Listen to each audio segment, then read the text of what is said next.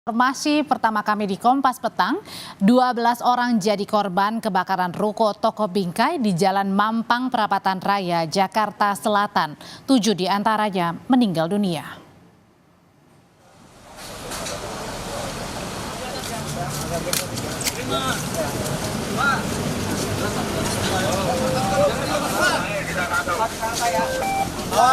Evakuasi 7 korban meninggal baru dilakukan petugas pagi hari setelah api dinyatakan padam akibat kebakaran yang terjadi semalam.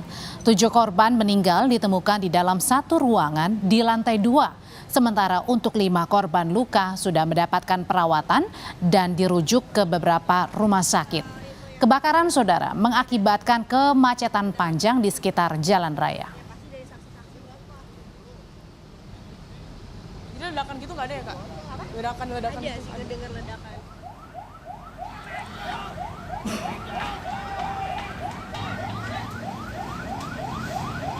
Kapolsek Mampang David Junior Kanitero menyebut api diduga berasal dari basement ruko yang meluas hingga ke lantai 4 gedung.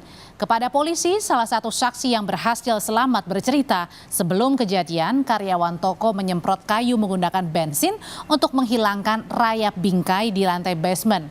Namun pada saat yang bersamaan ada percikan api. Kebakaran hebat terjadi sekitar pukul 19.30 malam kemarin pun tak terhindarkan.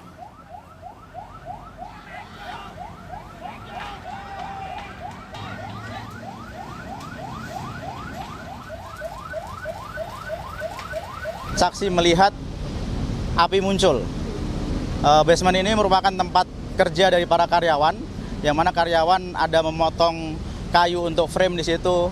Nah, kebetulan salah satu saksi saat itu sedang menyemprot kayu yang digunakan untuk frame ini menggunakan bensin untuk menghilangkan rayap yang ada.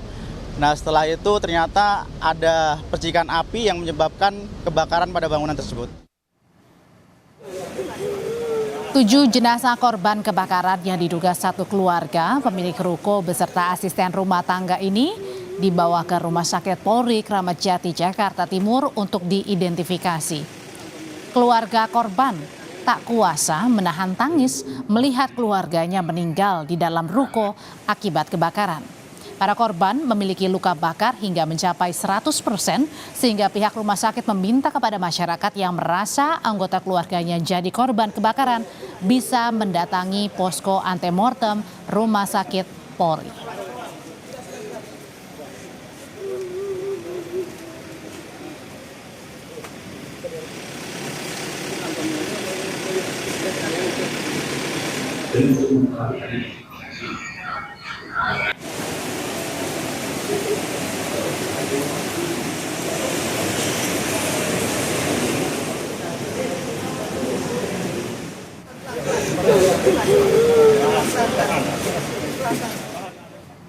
Peristiwa bermula saat seorang karyawan toko bingkai di Mampang Perapatan menyemprotkan cairan bensin untuk anti rayap ke kayu ring di lantai basement.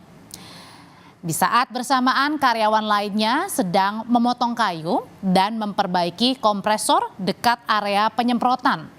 Seketika itu juga muncul percikan api yang mengenai area penyemprotan dan api semakin membesar pada Kamis malam.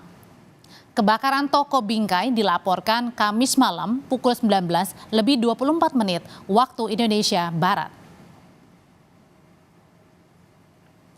Kebakaran toko bingkai dilaporkan pada Kamis malam dan Jumat pagi tim gabungan damkar, kepolisian, juga BPBD berhasil memadamkan api. Total, saudara, ada 12 orang yang menjadi korban, 7 orang diantaranya dinyatakan meninggal dunia, kemudian dilakukan identifikasi ke Rumah Sakit Polri Kramat Jati. Sedangkan untuk 5 orang menderita luka bakar, dirawat di RSUD Mampang Perapatan dan dirujuk kemudian di beberapa rumah sakit di Jakarta. Ada 12 orang yang jadi korban kebakaran ruko toko bingkai di Jalan Mampang Perapatan Raya, Jakarta Selatan. Pemadaman pun ini baru selesai tadi pagi, padahal kebakaran terjadi sejak kemarin malam. Lebih lengkap soal dugaan penyebab kebakaran kita akan tanyakan ke jurnalis Kompas TV Mario Sarong. Mario, ini bisa diceritakan lebih lengkap seperti apa sebenarnya keterangan dari para saksi yang kemudian juga sudah dirawat ke rumah sakit terkait awal mula titik api. Ya, Audi dan juga saudara, berbicara soal kapan sebenarnya tepatnya tempat ini benar-benar mulai dipadamkan, berdasarkan informasi memang pada pukul 11 siang tadi, di mana setelah kebakaran terjadi, pemadaman dan juga pendinginan. Karena sampai saat ini saudara, saya berada di lokasi tempat kejadian perkara, saya masih mencium aroma-aroma kebakaran yang bisa dapat saya hirup berada di sekitar sini saudara. Saya akan tunjukkan kepada Anda langsung bagaimana kondisi saat ini. Masih terlihat berserakan puing-puing kayu yang menjadi kebakaran, akibat dari kebakaran yang terjadi pada malam kemarin, berserakan di depan basement dari toko bingkai ini. Masih terlihat polis lain membentang, menjaga agar tidak ada masyarakat atau warga yang masuk.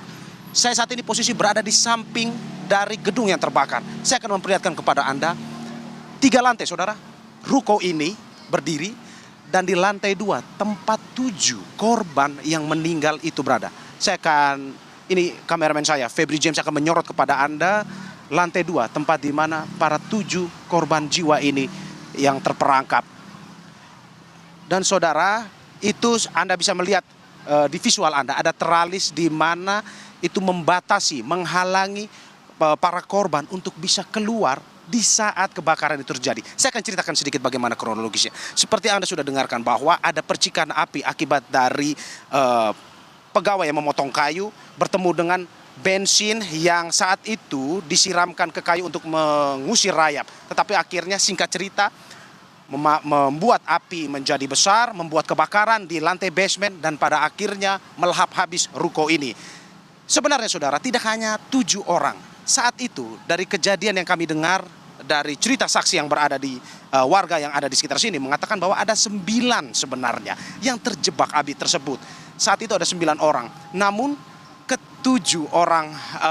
namun 2 dari 9 orang tersebut mencoba atau memberanikan diri untuk menembus api keluar dari kebakaran tersebut. Sehingga akhirnya kedua orang tersebut berhasil kabur dari ruko tersebut dan berhasil menyelamatkan diri. Namun pada akhirnya mereka mengalami luka-luka bakar ya akibat dari kebakaran tersebut. Sedangkan 7 yang lainnya masih terjebak akibat dari mereka terhalang teralis, begitu juga besi atau penghalang yang membuat mereka pada akhirnya tidak bisa menerobos karena waktu itu api dalam kondisi yang sudah besar. Singkat cerita saudara, di lantai 2 itu adalah tempat tinggal dari ruko atau dimanfaatkan sebagai tempat tinggal, sehingga pada saat terjebak mereka berada di situ. Mereka kesulitan untuk keluar, mereka kabarnya berteriak menggunakan jendela-jendela yang berada di sekitar ruko, namun memang tidak didengar oleh warga yang berada di sekitar, sehingga pertolongan pun tidak terjadi kepada mereka. Pada akhirnya saudara, di lantai, mereka juga pun tidak bisa melakukan ataupun menyelamatkan diri ke lantai ketiga ataupun di lantai atasnya, karena posisinya di atas itu sudah tertutup oleh gudang dan barang-barang, sehingga mereka terjebak di lantai 2, di mana lantai 1 atau di basement itu kebakaran sedang terjadi, sehingga saudara ke-7 orang tersebut akhirnya menjadi korban jiwa.